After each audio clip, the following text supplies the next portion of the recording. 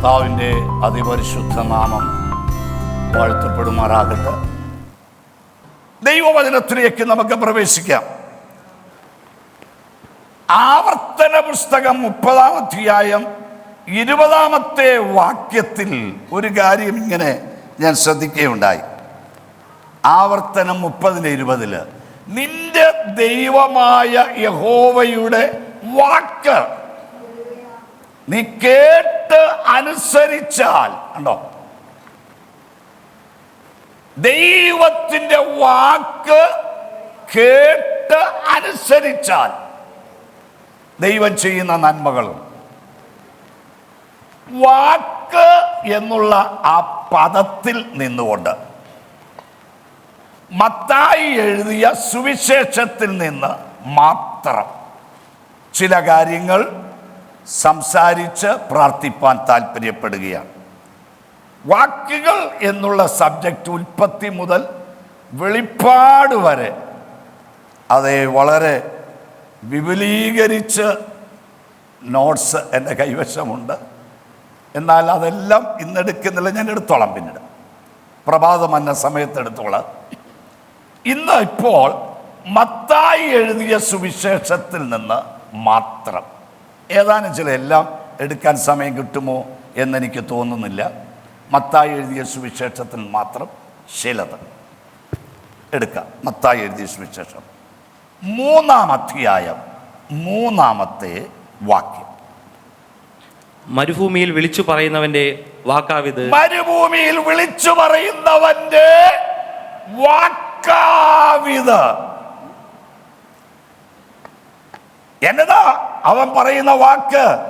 നിന്റെ വഴി ഒരുക്കി അവന്റെ പാത നിരപ്പാക്കുവീൻ.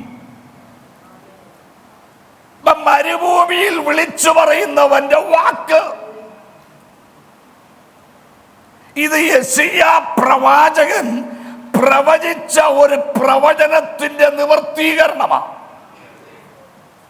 യോഹന്നാൻ സ്നാപകൻ യേശുവിന് മുന്നോടിയായി ഇറങ്ങി വന്ന് യേശുവിന് വേണ്ടി വഴിയൊരുക്കി അവൻ മരുഭൂമിയിൽ വിളിച്ചു പറഞ്ഞു നടന്നു. അവന്റെ വാക്ക് വളരെയധികം പ്രാധാന്യം അറിയിക്കുന്നതാണ്. പ്രിയ ദൈവമക്കളെ, പൗലോസ് അപ്പോസ്തലൻ പ്രസ്താവിച്ച ഒരു സെന്റൻസ് ഉണ്ട്. സുവിശേഷം അറിയിക്കുന്നില്ലെങ്കിൽ എനിക്ക് അയ്യോ കഷ്ടം. പ്രിയ ദൈവമക്കളെ, സുവിശേഷം അറിയിക്കുക എന്നുള്ള ദൗത്യം നമ്മുടെ മേൽ കിടക്കുകയാണ്.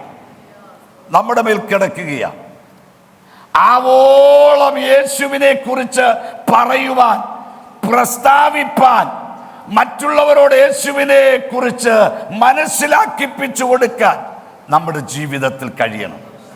എനിക്ക് വളരെയധികം സന്തോഷമുണ്ട്. ഈ ദിവസങ്ങളിൽ നടക്കുന്ന കോട്ടേജ് പ്രയറുകളിലെല്ലാം പരിസരവാസികളെ, ബന്ധുമിത്രാദികളെ ഒക്കെ വിളിച്ചു കൂട്ടി കാത്തിരിക്കുന്ന പ്രവണത നമ്മുടെ സഭയിൽ പലരുടെയും അതേ ഭവനങ്ങളിൽ നടന്ന പ്രാർത്ഥനയിൽ എനിക്ക് കാണാനിടയായി. കാര്യം മറ്റൊന്നുമല്ല,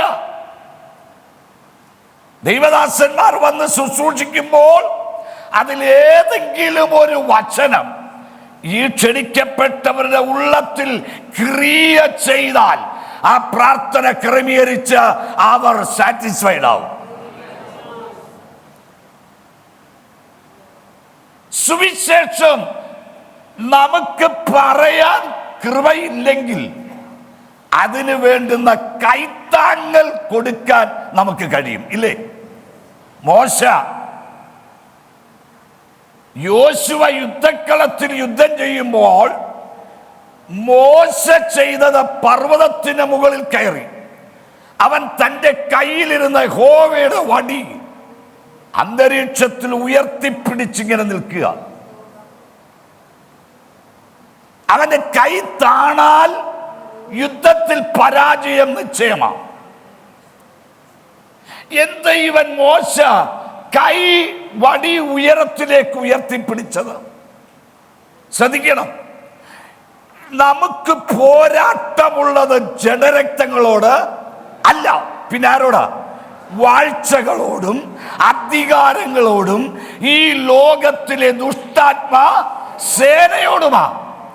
ആ പൈശാചിക ശക്തിയോട് ജയമെടുക്കണമെങ്കിൽ നമ്മുടെ കരങ്ങൾ ഉയർന്നിരിക്കണം. അന്തരീക്ഷത്തിൽ പോരാടുന്ന അന്ധകാര വ്യാപാര ശക്തിയുണ്ട്. മോശയ്ക്ക് അത് നല്ലവണ്ണം അറിയാം. യോശുവ യുദ്ധം ചെയ്യുന്നെങ്കിലും മോശ ആ അന്ധകാര ശക്തിയോട് അവർ ആ പർവ്വതത്തിന്റെ മുകളിൽ പടവെട്ടുകയായിരുന്നു. പ്രിയ ദൈവമക്കളെ, സുവിശേഷം അറിയിക്കാൻ നമുക്ക് വാക്ചാതുര്യമില്ലെങ്കിലും അതിനൊരു കൈത്താങ്ങൽ കൊടുക്കാൻ നമുക്ക് കഴിയും, ഇല്ലേ? പ്രാർത്ഥനയുടെ കൈത്താങ്ങൽ, സാമ്പത്തിക കൈത്താങ്ങൽ, ഒരു ട്രാക്ട് കൊടുക്കുക, അല്ലെ ഒരു നോട്ടീസ് ഡിസ്ട്രിബ്യൂട്ട് ചെയ്യുവാൻ ഒക്കെ, അല്ലെങ്കിൽ അറ്റ്ലീസ്റ്റ് കസേര പിടിച്ചിടാൻ സുവിശേഷ വേലയുടെ ഭാഗമാത്. ഇപ്പൊ നാളെ എനിക്ക് മാവേലിക്കര ഒരു കൺവെൻഷനിൽ പ്രസംഗിക്കാനായിട്ടുണ്ട്. നാളെ എന്നോടൊപ്പം പ്രിയ ചാൾസ് വരികയാണ്. ഉത്സാഹത്തോടെ അവൻ പറഞ്ഞു ഞാൻ വരാം. ഒരു കൈത്താങ്ങൽ. ആരെങ്കിലും വരാൻ ആഗ്രഹിക്കുന്നവരുടെ വരാം, എൻ്റെ കാറിൽ പോവുക. ഒരു കൈത്താങ്ങൽ. അപ്പൊ സുവിശേഷം അറിയിക്കുന്ന കാര്യത്തിൽ നാം ഓരോരുത്തരും ഉത്സാഹികളായിരിക്കണം. ഇന്ന് ഉത്സാഹമൊക്കെ കെട്ടുപോയിരിക്കുക. ശ്രദ്ധിക്കൂ, സുവിശേഷം അറിയിക്കുന്ന കാര്യത്തിൽ നമുക്കൊരു ഉത്സാഹം വേണം. ഇവിടെ വായിക്കുന്നു, മരുഭൂമിയിൽ വിളിച്ചു പറയുന്നവന്റെ വാക്കാവിത്. ദൈവമക്കളെ, നമ്മെക്കുറിച്ച് ദൈവത്തിൻ്റെ ആത്മാവ് ഇങ്ങനൊന്ന് പറയാൻ ഇടയായി തീരട്ടെ. നമ്മുടെ വാക്കുകൾ നമ്മുടെ കർത്താവിന് വഴിയൊരുക്കാൻ, കർത്താവിന്റെ നിർമ്മല സുവിശേഷം ദേശത്ത് വിളിച്ചോതുവാൻ നമുക്ക് ഓരോരുത്തർക്കും ഇടയായി തീരട്ടെ. സ്തോത്രം. ഞാൻ വേഗം മുൻപോട്ട് പോയിട്ട് അവിടെ നിൽക്കുന്നില്ല. രണ്ടാമത് കാണുന്ന പദം 8-ാം അധ്യായം 8-ാമത്തെ വാക്യം, 8-ന്റെ 8-ാമത്തെ വാക്യം. അതിന് ശതാധിപൻ, കർത്താവേ, നീ എന്റെ പുറയ്ക്കകത്ത് വരുവാൻ ഞാൻ യോഗ്യനല്ല. ഒരു വാക്ക് മാത്രം കൽപ്പിച്ചാൽ. നീ ഒരു വാക്ക് കൽപ്പിച്ചാൽ മതി. ഈ സംഭവം നമുക്കറിയാം. നമ്മുടെ കർത്താവായ യേശു ക്രിസ്തു കഫർന്നഹൂമിൽ ചെന്നു. കഫർന്നഹൂമിൽ, അതിന്റെ ആ 5-ാമത്തെ വാക്യം തുടങ്ങി വായിക്കുമ്പോൾ നമുക്കത് മനസ്സിലാക്കാൻ കഴിയും. അവൻ കഫർന്നഹൂമിൽ ചെന്നപ്പോൾ ഒരു ശതാധിപൻ യേശുവിന്റെ അടുക്കൽ വന്നു. ആ ശതാധിപൻ യേശുവിനോട് പറയാ, ഗുരു, എന്റെ ദാസൻ, അതായത് എന്റെ ബാല്യക്കാരൻ ദീനമായി കിടക്കുന്നു. നീ അവന് വേണ്ടി ഒന്ന് പ്രാർത്ഥിക്കണം, അവന് സൗഖ്യം കിട്ടണം. കർത്താവ് പറഞ്ഞ അത്രയേ ഉള്ളൂ, ഞാൻ വരാം, ഞാൻ അവന് വേണ്ടി പ്രാർത്ഥിക്കാം, അവന് സൗഖ്യം ലഭിക്കും. ഈ തീരുമാനത്തോടെ കർത്താവ് പോകാൻ ഭാവിച്ചപ്പോൾ ഈ ശതാധിപൻ പറയുന്ന ഭാഗമാ നമ്മളാ വായിച്ചു കേട്ടത്. ഗുരു, നീ എൻ്റെ പുരയ്ക്കകത്ത് വരാൻ ഞാൻ ആരല്ല, യോഗ്യനല്ല. ഉണ്ടോ? ആർക്കെങ്കിലും പറയാനുണ്ടോ യോഗ്യത ഉണ്ടെന്ന്? ആർക്കെങ്കിലും പറയാനുണ്ടോ യോഗ്യത ഉണ്ടെന്ന്? ഇല്ല. നമ്മളാരും യോഗ്യതയുള്ളവരല്ല. പക്ഷെ ദൈവം കരുണ ചൊരിഞ്ഞ് അവൻ നമ്മുടെ പുരയ്ക്കകത്ത് വന്നു കയറി. സന്തോഷമുള്ളവർ ദൈവത്തെ സ്തുതിക്കുക. സ്തോത്രം. നീ എന്റെ പുരയ്ക്കകത്ത് വരാൻ ഞാൻ യോഗ്യനല്ല. പക്ഷെങ്കിൽ ഒരു കാര്യം, നീ ഒരു വാക്ക് കൽപ്പിച്ച, നിന്റെ ഒരു വാക്ക് മതി. ഒരു പാട്ട് തന്നെ അത് അങ്ങനെ പാടുന്നുണ്ടല്ലേ, ഒരു വാക്ക് മതി, ഒരു വാക്ക് മതി. നിന്റെ ഒരു വാക്ക് മതി, എൻ്റെ ബാല്യക്കാരന് സൗഖ്യം കിട്ടും. ഇന്ന് പകൽക്കാരൻ എത്ര പേർ അങ്ങനെ പറയും? ഗുരുവിനോട് എത്ര പേർ പറയും? കർത്താവിനോട് എത്ര പേർ പറയും? അതെ യേശുവേ, നിന്റെ ഒരു വാക്കു മതി എന്റെ ഭവനത്തിന് വ്യതിയാനം വരാൻ, എന്റെ കുടുംബത്തിന് വ്യത്യാസം വരാൻ, എന്റെ തലമുറയ്ക്ക് വ്യത്യാസം വരാൻ, അടഞ്ഞ വാതിലുകൾ തുറക്കപ്പെടാൻ നിന്റെ ഒരു വാക്ക്. ദൈവം ഒരു വാക്ക് കൽപ്പിച്ചാൽ ആമേൻ, നിന്റെ ജീവിതത്തിൽ വിടുതല. സ്തോത്രം. ഈ ശതാധിപൻ പറയുന്നു, ഗുരു, നീ എന്റെ പുരക്കകത്ത് വരാൻ ഞാൻ യോഗ്യനല്ല. ഒരിക്കൽ യാക്കോബ് യബോക്ക് നദിയുടെ തീരത്ത് വെച്ച് ദൈവത്തോട് ഇങ്ങനെ പറഞ്ഞു, ദൈവമേ, നീ അടിയനോട് കാണിച്ചിരിക്കുന്ന സകല ദയയ്ക്കും സകല വിശ്വസ്തതയ്ക്കും ഞാൻ ആരാ? I am not worthy. ഞാൻ യോഗ്യനല്ല, ഞാൻ അപാത്രമത്രേ. കാരണമൊന്നുമല്ല. ഇവൻ തിരിഞ്ഞൊന്ന് നോക്കി.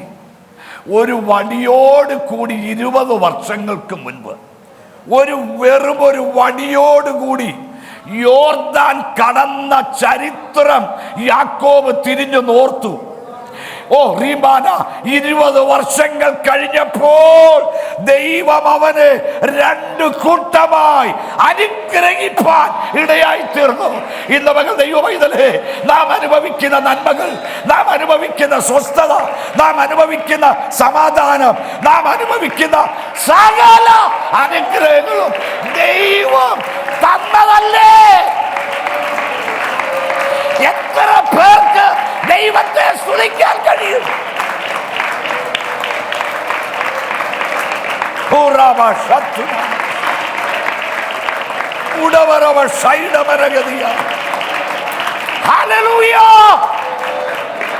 ശ്രദ്ധിക്കൂ, ഇന്ന് നാം അനുഭവിക്കുന്ന സൗഖ്യം വൈദ്യശാസ്ത്രത്തിന്റെ മിടുക്ക് കൊണ്ടാണോ? മരുന്നിന്റെ ശ്രേഷ്ഠത കൊണ്ടാണോ? Never never never. നമ്മുടെ അരുമനാഥനായ ദൈവം തന്ന വിടുതലല്ലേ, ദൈവം തന്ന സൗഖ്യമല്ലേ നമ്മൾ അനുഭവിച്ചു കൊണ്ടിരിക്കുന്നത്? സ്തോത്രം. നീ ഒരു വാക്ക് കൽപ്പിച്ചാൽ മതി. ഇന്ന് പകൽ എത്ര പേർ വിശ്വസിക്കും? നിന്റെ വിഷയത്തിന്മേൽ, നിന്റെ കുടുംബത്തിന്റെ വിഷയത്തിന്മേൽ, നിന്റെ സാമ്പത്തിക വിഷയത്തിന്മേൽ, നിന്റെ തലമുറയ്ക്ക് തുറക്കപ്പെടേണ്ട വിഷയത്തിന്റെ മേൽ, നിന്റെ ശാരീരികമായ രോഗ വിഷയത്തിന്മേൽ നമ്മുടെ ദൈവം തമ്പുരാൻ ഇന്ന് രാത്രി, ഇന്ന് പകൽക്കാലം ഒരു വാക്ക് അവൻ കൽപ്പിക്കുന്നവൻ. യേശുവിന്റെ നാമത്തിൽ അത് സംഭവിക്കട്ടെ. ജീസസ്. ഇവിടെ ഈ ശതാധിപൻ ദൈവത്തോട് പറയുക, ഗുരു, നീ എൻ്റെ പുരക്കകത്ത് വരാൻ ഞാൻ യോഗ്യനല്ല. I am not worthy. ഞാൻ അതിന് യോഗ്യനല്ല. നീ ഇവിടെ നിന്നുകൊണ്ട് ഒരു വാക്ക്. അങ്ങനെയെങ്കിൽ എത്ര പേർ വിശ്വസിക്കുന്നു? നിന്റെ വിഷയം എത്ര മൈലുകൾ, കിലോമീറ്ററുകൾക്ക് അപ്പുറത്തുള്ളതാണെങ്കിലും, രാജ്യങ്ങൾ കടന്നുള്ളതാണെങ്കിലും, ഇവിടെ നീ പ്രാർത്ഥിക്കുമ്പോൾ സ്വർഗത്തിലെ ദൈവം അവന്റെ വാക്ക് കേൾപ്പിച്ച് അവിടെ വിടുതൽ നൽകുന്നവനാ. ഓ ഹല്ലേലൂയ.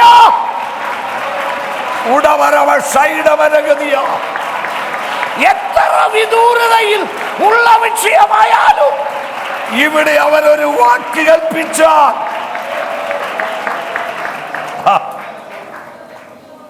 കർത്താവായ യേശു ക്രിസ്തു ബഥാനിയിൽ ലാസറിന്റെ കല്ലറയുടെ വാതിക്കലെത്തി. ലാസറിനെ നമ്മുടെ യേശു കണ്ടില്ല. കല്ലറയ്ക്കകത്ത് യേശു തമ്പുരാൻ പറഞ്ഞു, കല്ലുരുട്ടി മാറ്റാൻ പറഞ്ഞു. കല്ലുരുട്ടി മാറ്റി. ലാസർ കല്ലറയ്ക്കകത്ത. യേശു കല്ലറയ്ക്കകത്ത് കയറിയില്ല.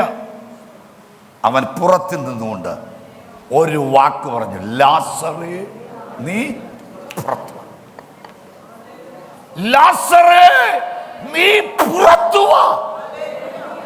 ഒന്ന് ശ്രദ്ധിക്കണേ, മരിച്ചു കഴിഞ്ഞാൽ ആത്മാവ് ഇവിടെ നിൽക്കുന്നില്ല. ചിലർ പറയുന്നത് മരിച്ചു കഴിഞ്ഞാൽ ആത്മാവ് ഇവിടെയൊക്കെ ഉണ്ടെന്ന്. എൻ്റെ കുടുംബത്തിൽപ്പെട്ട ഒരു വീട്ടിൽ ഒരു മരണം നടന്നു. എൻ്റെ കുടുംബത്തിലെ ഞാൻ അവിടെ ചെന്നപ്പോൾ ആ അപ്പച്ചന് വേണ്ടി ഈ തുമ്പല, വാഴയുടെ തുമ്പല വെട്ടി, ഞാൻ ആ മരണത്തിന് സംബന്ധിച്ച വ്യക്തിയാണ്. തുമ്പല വെട്ടി അതിനകത്ത് ചോറും വിഭവ സമൃദ്ധമായ കൂട്ടാനും ഒക്കെ ഇട്ട് വിഭവ സമൃദ്ധമായ ഊണ് അവിടെ ഇങ്ങനെ വെച്ചിരിക്കുക. അപ്പച്ചൻ കിടന്നുറങ്ങിയ കട്ടിലിൻ്റെ മുമ്പിൽ താഴെ ഇങ്ങനെ വെച്ചിരിക്കും. ഞാൻ അമ്മച്ചിയോട് ചോദിച്ചു, അമ്മച്ചി ഇതെന്തിനാ ഇത്? അത് മോനെ, നമ്മുടെ അപ്പച്ചൻ്റെ ആത്മാവ് ഇവിടൊക്കെ ഇങ്ങനെ കറങ്ങി നടക്കുന്നുണ്ട്. ഇവിടൊക്കെ ഇങ്ങനെ കറങ്ങി നടക്കുന്ന അപ്പച്ചൻ്റെ ആത്മാവിന് തൃപ്തി വരാൻ വേണ്ടി ഇവിടെ ജീവനോടിരുന്നപ്പോൾ ഒരു നല്ല ഭക്ഷണം കൊടുത്തിട്ടില്ല. ജീവനോടിരുന്നപ്പം ഒരു നല്ല ഭക്ഷണം കൊടുത്തിട്ടില്ല. ഇപ്പൊ മരിച്ചു കഴിഞ്ഞപ്പോ ഇലയില് വിഭവസമൃദ്ധമായ ഭക്ഷണം. പിശാച് മനുഷ്യനെ വഞ്ചിച്ച് ഇങ്ങനെ കൊണ്ടു നടക്കുക. കഴിഞ്ഞ ദിവസം നടന്ന ഒരു സംഭവം പറയാം. തമിഴ്നാട്ടിലെ ഒരു മനുഷ്യൻ ഗൾഫിലാണ്. അദ്ദേഹത്തിൻ്റെ പിതാവ് മരിച്ചുപോയി. പള്ളിയിൽ നിന്ന് ഇദ്ദേഹം നാട്ടിൽ വന്നു. പിതാവിൻ്റെ ശവസംസ്കാര ശുശ്രൂഷയ്ക്ക് നടന്നു പോയി. അടുത്ത വർഷം, ഒരു വർഷം കഴിഞ്ഞപ്പം ഈ മരിച്ച ഡേറ്റിൽ പള്ളിയിൽ നിന്ന്, ഇദ്ദേഹം ഉൾപ്പെട്ട് നിന്ന പള്ളിയിൽ നിന്ന് ഒരു ലെറ്റർ ഇദ്ദേഹത്തിന് ചെന്നു ഗൾഫിലേക്ക്. താങ്കളുടെ പിതാവിൻ്റെ മരണ ദിവസം ഇതാ വന്നിരിക്കുന്നു. താങ്കളുടെ പിതാവിൻ്റെ ആത്മാവിന് നിത്യശാന്തി നേരുവാൻ ഒരു കുർബാന അർപ്പിക്കണം. അതിന് ഇത്ര രൂപ അയച്ചു തരണം. ഈ മനുഷ്യൻ, അയ്യോ, അദ്ദേഹത്തിൻ്റെ അപ്പൻ്റെ ആത്മാവിന് ശാന്തി നേരാനല്ലേ, ഇദ്ദേഹം രൂപ അയച്ചു കൊടുത്തു. ആ രൂപ വെച്ച് കുർബാനയൊക്കെ അർപ്പിച്ചു. അപ്പൻ്റെ ആത്മാവിന് ശാന്തി നേർന്നു. ഇദ്ദേഹത്തിന് സന്തോഷമായി. വീണ്ടും ഒരു വർഷം കൂടെ കഴിഞ്ഞപ്പം അടുത്ത വർഷം ഇതേ ഡേറ്റിൽ രണ്ടാം ഒരു ലെറ്റർ, താങ്കളുടെ പിതാവിൻ്റെ മരണ ദിവസം ഇന്ന ദിവസമാണ്, അത് അടുത്ത് വരുന്നു. ആ പിതാവിൻ്റെ ആത്മാവിന് ശാന്തി നേർന്നുകൊണ്ട് കുർബാന അർപ്പിക്കാൻ ഇത്രയും രൂപ വേണം. ഇദ്ദേഹം അയച്ചു കൊടുത്തില്ല. ഇദ്ദേഹം നേരെ അവിടുന്ന് ടിക്കറ്റ് എടുത്ത് നേരെ ഇങ്ങു വന്നു. നേരെ ചെന്നു ഇദ്ദേഹം ഉൾപ്പെട്ട് നിൽക്കുന്ന പള്ളിയിൽ ചെന്നു. ഈ ലെറ്റർ എഴുതിയ പുരോഹിതനോട് മറ്റുള്ള വ്യക്തികളോട് ചോദിച്ചു, കഴിഞ്ഞ വർഷം എൻ്റെ അപ്പൻ്റെ ആത്മാവിന് ശാന്തി നേർന്നുകൊണ്ട് ഞാൻ കുർബാന അർപ്പിച്ചതാണ്. ഈ ഒരു വർഷത്തിനിടയിൽ എൻ്റെ അപ്പൻ്റെ ആത്മാവിൻ്റെ ശാന്തി നഷ്ടപ്പെടുത്തിയത് ആരാന്ന് എനിക്കൊന്നറിയണം, എന്നിട്ടേ ഞാൻ കുർബാന അർപ്പിക്കത്തുള്ളൂ.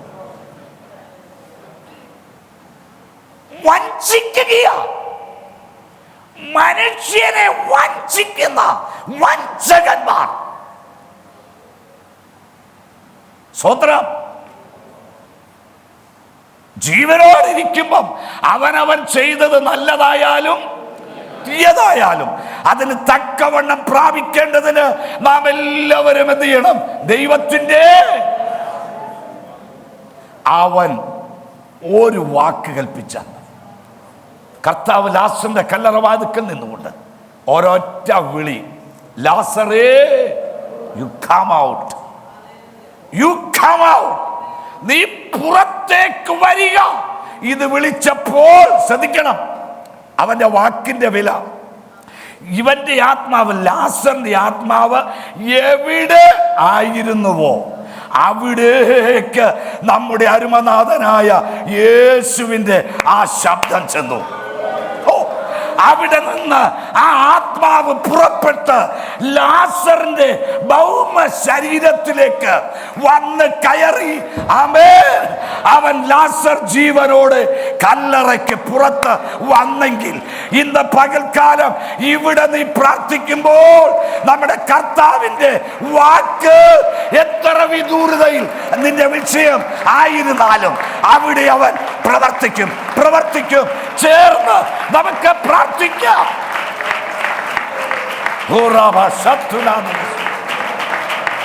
Praise the Lord. ആമേൻ. അവനൊരു വാക്ക് കൽപ്പിച്ചാൽ നമുക്ക് വിടുതല. ഒരു വാക്യം കൂടി ഒന്ന് വായിച്ച് നമുക്ക് പ്രാർത്ഥിക്കാൻ സമയം പോകുന്നല്ലോ. 15-ാം അധ്യായം 23-ാമത്തെ വാക്യം. 15-ാം അധ്യായം 23-ാമത്തെ വാക്യം. അവൻ അവളോട് ഒരു വാക്കും ഉത്തരം പറഞ്ഞില്ല. ഒരു വാക്കും യേശു ഉത്തരം പറഞ്ഞില്ല. എന്താ കാര്യം എന്നറിയോ? യേശു ഇവളെ പരീക്ഷിക്കുകയാണ്. ആരെയാ? കനാന്യ സ്ത്രീ. കനാന്യ സ്ത്രീ യേശു വന്നു എന്ന് കേട്ടിട്ട് യേശുവിന്റെ പിന്നാലെ നടക്കുക. അവളുടെ കുഞ്ഞിന് മോക്ക് ഭൂതോപദ്രവം. ആ രോഗത്തിന്റെ മേൽ, വ്യാധിയുടെ മേൽ സൗഖ്യം ലഭിക്കേണ്ടതിന് കനാന്യ സ്ത്രീ യേശുവിന്റെ പിന്നാലെ പോവുകയാണ്. അവൻ അവളോട് സന്നിധിയിൽ അവൾ തുറന്നു പറഞ്ഞു, ഗുരു, എൻ്റെ മകൾ ഭൂതോപദ്രവത്താൽ ബാധിക്കപ്പെട്ട് കിടക്കുന്നു. അവളുടെ അവസ്ഥ തുറന്നു പറഞ്ഞു. 3, she cried in loud voice. ഉറക്കെ കരഞ്ഞു.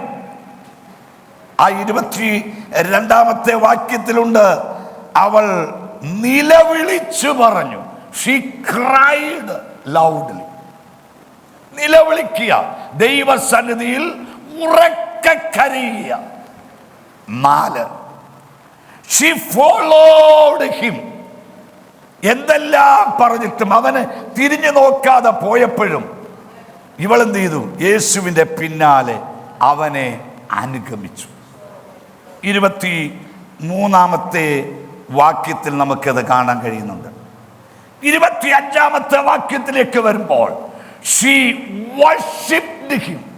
അവൾ അവനെ ആരാധിച്ചു. അവിടെ വായിക്കുന്നത് 25-ാം വാക്യത്തിൽ, എന്നാൽ അവൾ വന്നു കർത്താവേ എന്നെ സഹായിക്കണമേ എന്ന് പറഞ്ഞ് അവനെ നമസ്കരിച്ചു, ആരാധിച്ചു, അവന്റെ മുമ്പിൽ കുമ്പിട്ടു. 6-ാമത്തെ വിഷയം, she submitted herself. അവൾ സ്വയം അവളെ തന്നെ ദൈവസന്നിധിയിൽ സമർപ്പിച്ചു. she submitted herself. 27-ാം വാക്യത്തിൽ നമുക്കത് കാണാൻ കഴിയും. കർത്താവ് പറഞ്ഞു, നായ്ക്കുട്ടികൾക്ക് യജമാന്മാർ മേശമേലുള്ള അപ്പം ഇട്ടുകൊടുക്കാറില്ല. ഉടനെ ഇവള് പറയുക, അതേ കർത്താവ്, ഞാൻ നായയാണ്, ഞാൻ നായ്ക്കുട്ടിയാണ്.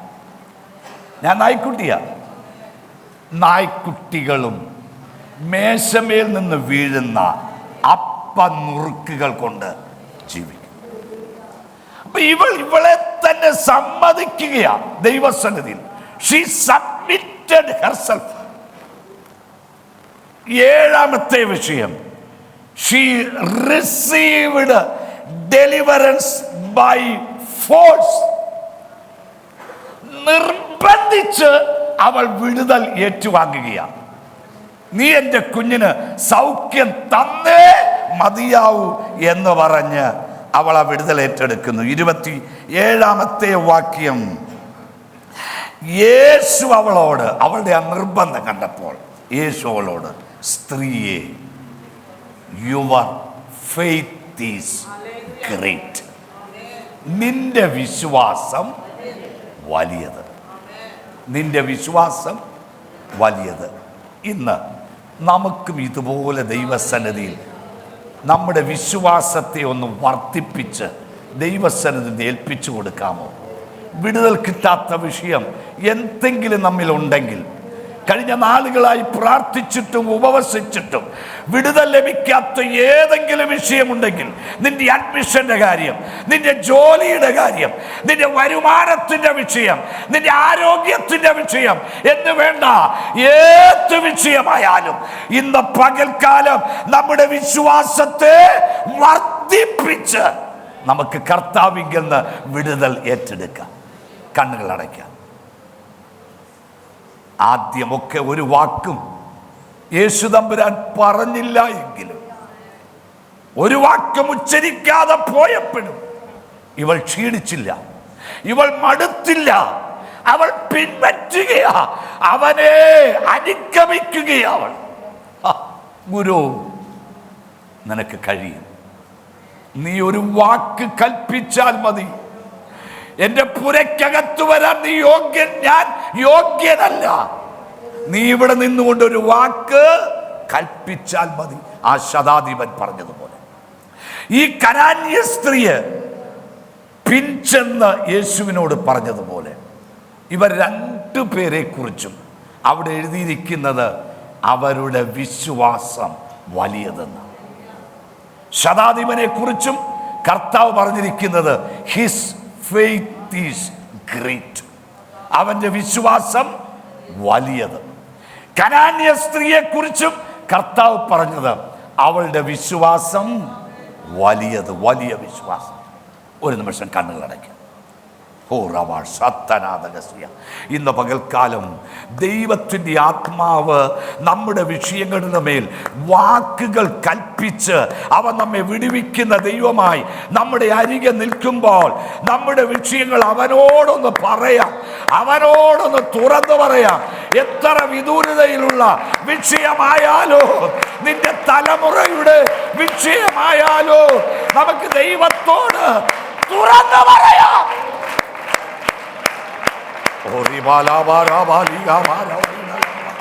അവനൊരു വാക്ക് കൽപ്പിച്ചാൽ, അവനൊരു വാക്ക് കൽപ്പിച്ചാൽ, അവനൊരു വാക്ക് കൽപ്പിച്ചാൽ ദൈവത്തിന്റെ പൈതലേ, നിന്റെ ജീവിതത്തിൽ വിടുതലാൻ, നിന്റെ പുരയ്ക്കകത്ത് വരാൻ നീ യോഗ്യനല്ലാതിരിക്കുമ്പോൾ അവനൊരു വാക്ക് നിന്റെ വിഷയത്തിന്മേൽ കൽപ്പിച്ചാക്കുന്നവൻ. നമുക്കെല്ലാവർക്കും ഒന്ന് എഴുന്നേറ്റ് നിൽക്കാം. എല്ലാവർക്കും ഒന്ന് എഴുന്നേറ്റ് നിൽക്കാം. നമുക്ക് ചേർന്ന് പാടി ഒന്ന് ദൈവത്തെ മഹത്വപ്പെടുത്താം. ഒരു വാക്കുമതി, എനിക്കതു മതിയേ. ഒരു വാക്കുമതി, എനിക്കതു മതിയേ. ഒരു വാക്കുമതി, എനിക്കതു മതിയേ. ഒരു വാക്കുമതി, എനിക്കതു മതിയേ.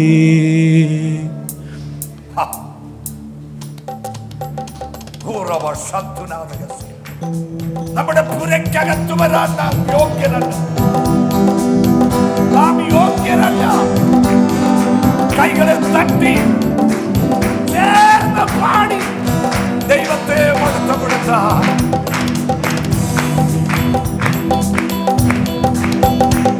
എന്റെ പുരയ്ക്കകത്തു വരാൻ ഞാൻ പോരാത്തവനാണേ.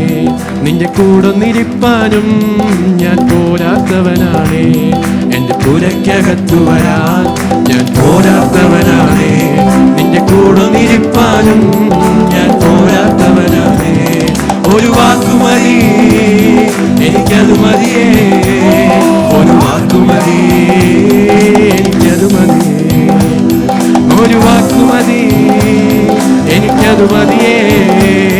ഒരു വാക്കുമതി, എനിക്കത് മതിയേ. അസാധ്യമൊന്നും നിന്നിൽ ഞാൻ കാണുന്നില്ലേ. അധികാരത്തിൽ നിന്നെ പോരാരുമില്ലേ. അസാധ്യമൊന്നും നിന്നിൽ ഞാൻ കാണുന്നില്ലേ, അധികാരത്തിൽ നിന്നെ പോരാളുമില്ലേ.